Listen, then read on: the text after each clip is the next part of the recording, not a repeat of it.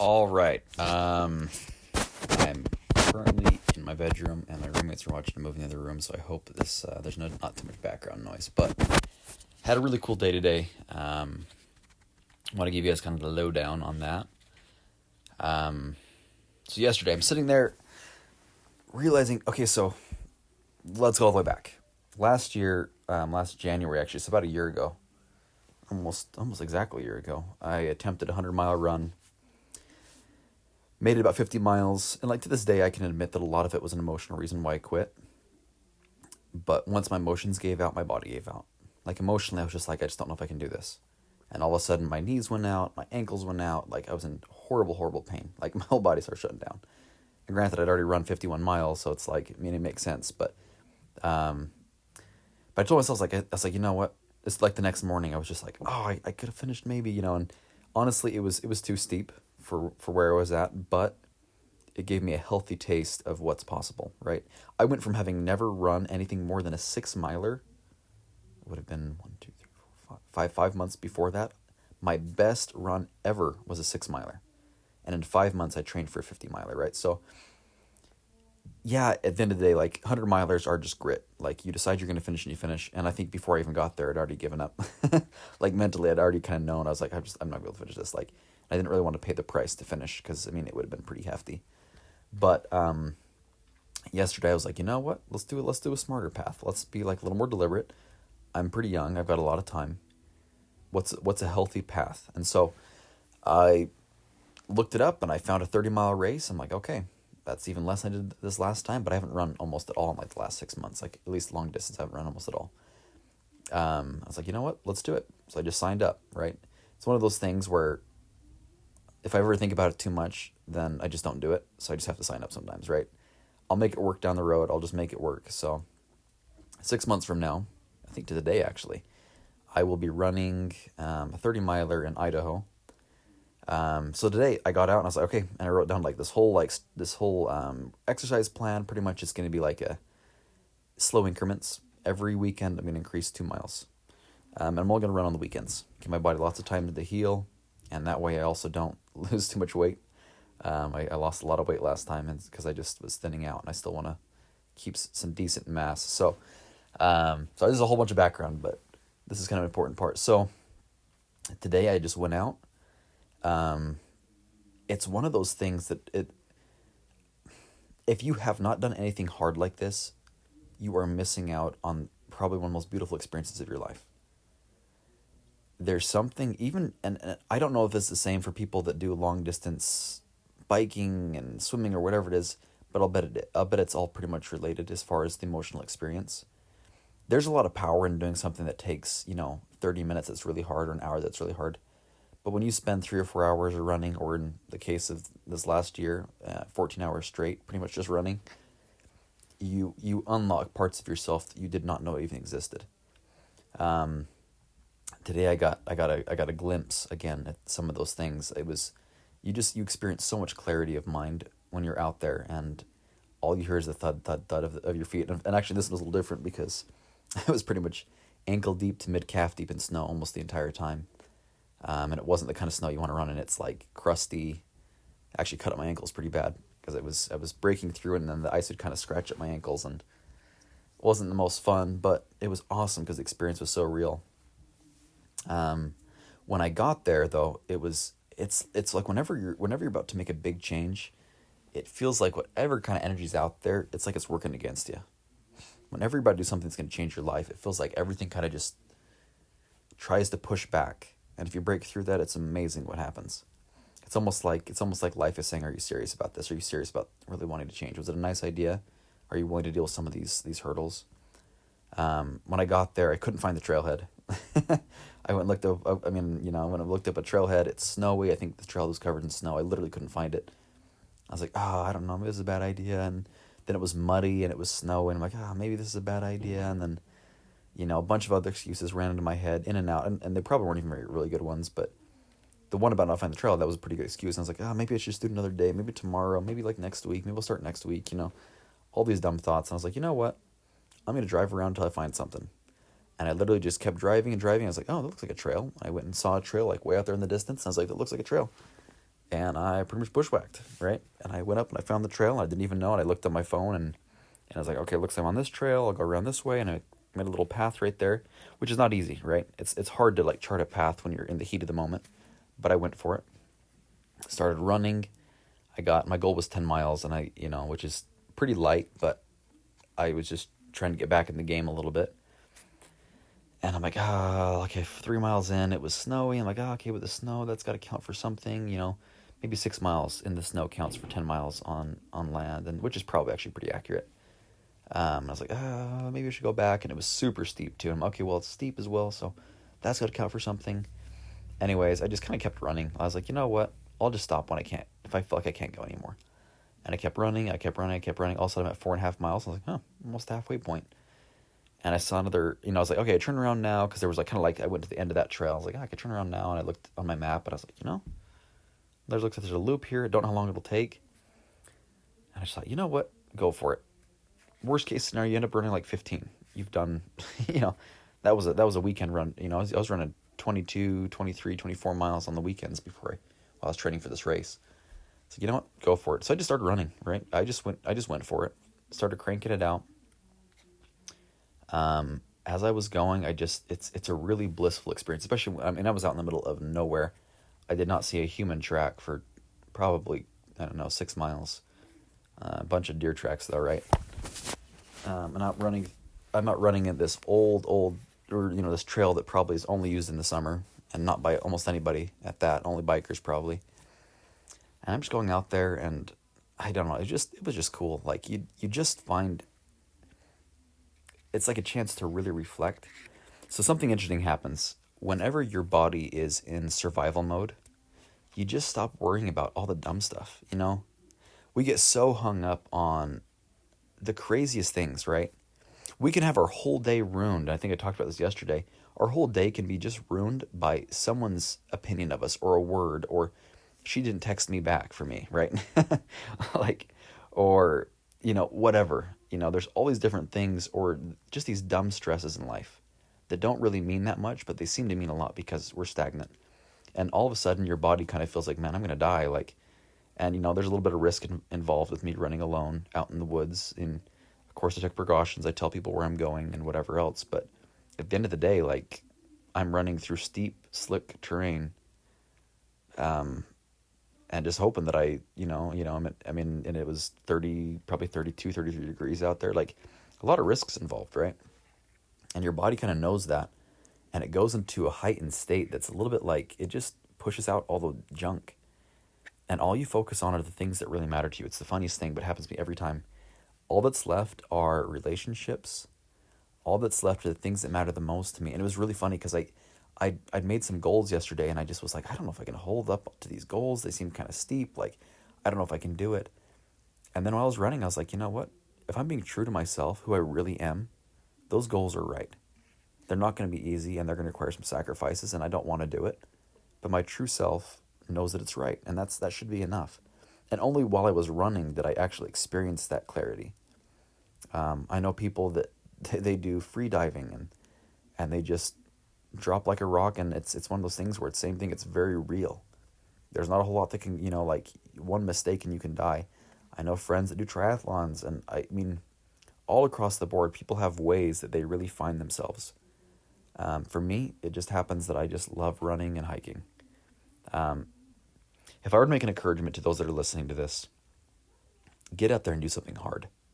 Not kind of hard, but like really hard. Something that really pushes you. If you need to, go sign up for triathlon.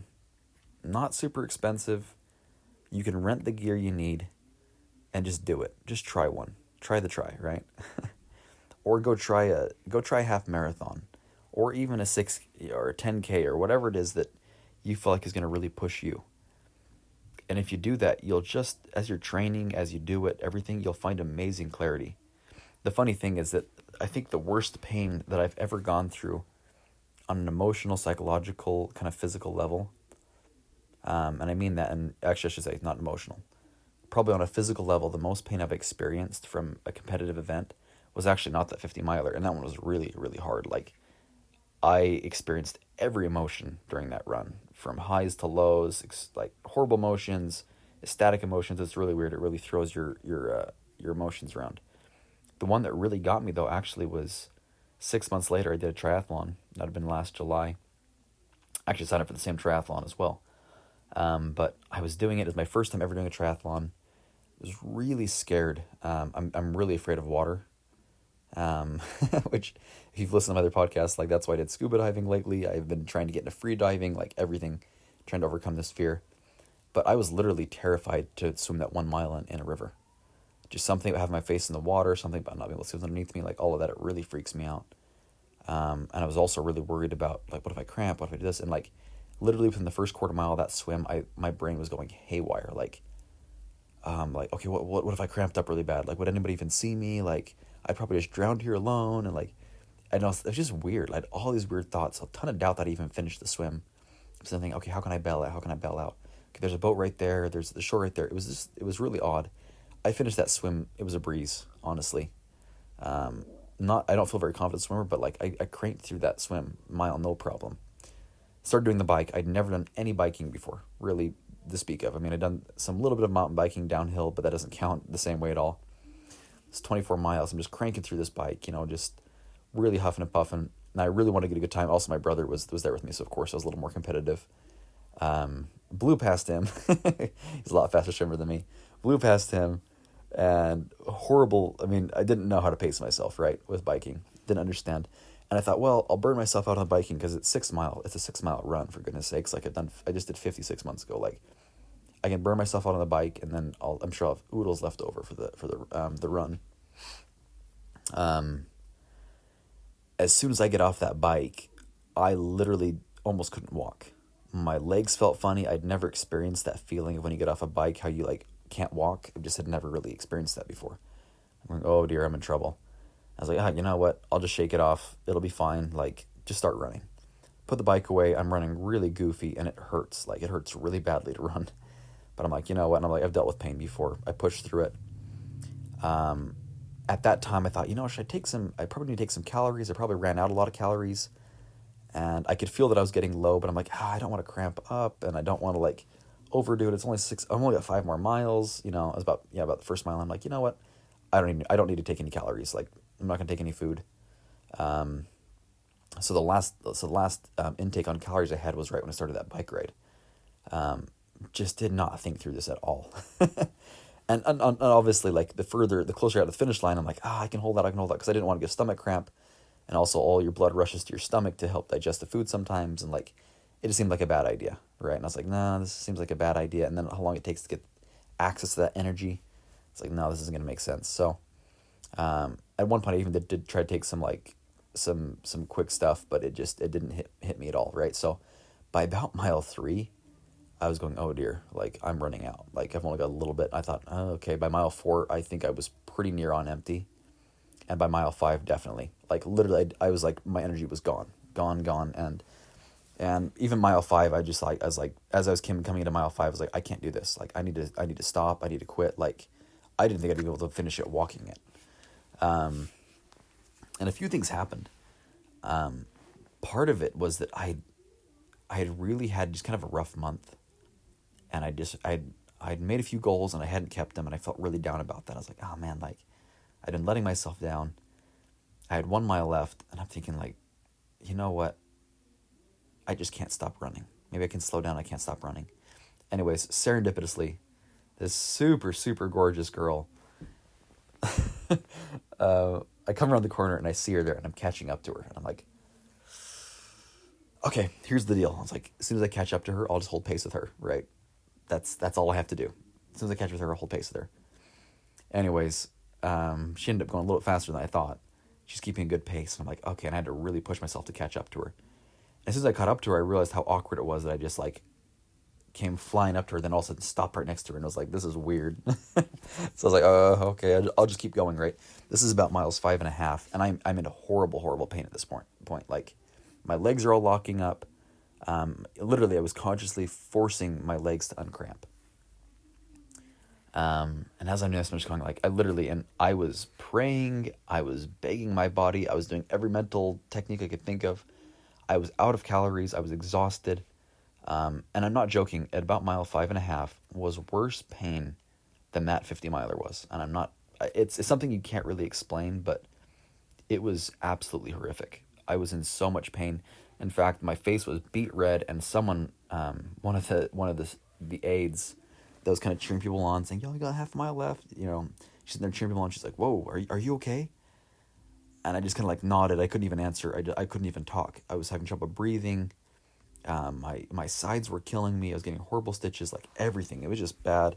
I was also very dehydrated, and my body was screaming at me. I mean, just like horrible, horrible pain. And then I went, and oh yeah, and then going back, so I pull up next to this girl. I realize it's really awkward. And I'm like, okay, I gotta keep going. So I just kind of keep going, and like, and then at a certain point, like probably 100 yards after I'd kind of like gotten past her, I realized it just like, this doesn't matter. I was like, you know what? I've let myself down a lot. Today I'm not doing it. Today I'm gonna hold this pace the whole way. And I literally was like, this is not possible. I was just in horrible, horrible pain. And I was like, I'm doing it. And it was just every step was willpower. Like I had to consciously like force myself. And I also knew that if I even slowed down, I thought I was going to collapse. My legs were so shaky. Like I was like, if I stop, I'll probably pass out. As I came into the final stretch, literally like, cause often the final stretch gives a little boost of energy and you're like, okay, I can do this. I can finish this. I was like, I was like tunnel. And I mean, literally halfway through this, this final stretch, I was literally getting tunnel vision. Like my vision was starting to sway. I was getting dizzy. It was kind of blackening out around me. And I was like, I'm going to pass out. And then I was like, okay, I was forcing myself to stay conscious, literally. Anyway, so it was quite the ordeal for me, honestly. And as I passed the finish line, I literally just collapsed. I mean, dropped down like like a sack of potatoes. Boom. And I was just laying on the ground, trying to breathe. The world was just spinning around me. Didn't have time to even notice anything else that was going on. I mean, it was awful. It took me a while before I could even stand up. And when I did stand up, my legs were so locked up. I couldn't, as I hobbled over to the river again where we'd started the swim, and I put my legs in there, and I just was so proud of myself. It's like, man, I did it, hurt so badly, but I was on cloud 9 emotionally. Huge endorphin rush hit me after kind of like regained my senses. And I can tell you guys, that experience changed me permanently. It's not enough to just do one of those once, though. I found that out. You have to kind of keep up the heat, but proving yourself in a moment like that, when everything is working against you and choosing to stick through it, it changes you. Guys, I got a bad time on that race comparatively. For someone like my age that was competing, I wasn't even in like the top half of competitors that finished that race, as far as time goes. Really, below average for a 23-year-old. But it affected me so deeply because I was proud of myself for what I did. And it was like, you know what? When things get hard, it's funny. Often when things get hard, I think, you know what? I've dealt with pain before. When I'm like, I just don't know if I can do it. I don't know if I can finish. I'm like, hey, you know what? I've dealt with this kind of pain before. I finished a race when everything was working against me. This is nothing. And it puts all the other hard things into perspective. So, I guess my thought through all of this is embrace challenge. Don't be afraid to jump in and make it happen. I would say don't even be afraid. Seek for challenge. Make it a part of your life. If you don't, you'll just, I don't know, it's hard to describe until you've done it, the amount of power that comes from making a decision to do something that feels impossible. And when you do it, though, everything else feels much easier by comparison. You push your threshold to a whole new level. It opens up beautiful experiences for you. I encourage everyone that's listening, go out there, find something hard that's going to push you. You probably know roughly what that could be for you. If you can't think of anything, go sign up for a half marathon and start training. With that, all the best of luck. Make it happen. Let me know what you decide you want to do for your challenge. And I'd love to hear if you want to send me a message on Facebook or anything like that. I'd just love to hear what you're up to. Have a good one, guys.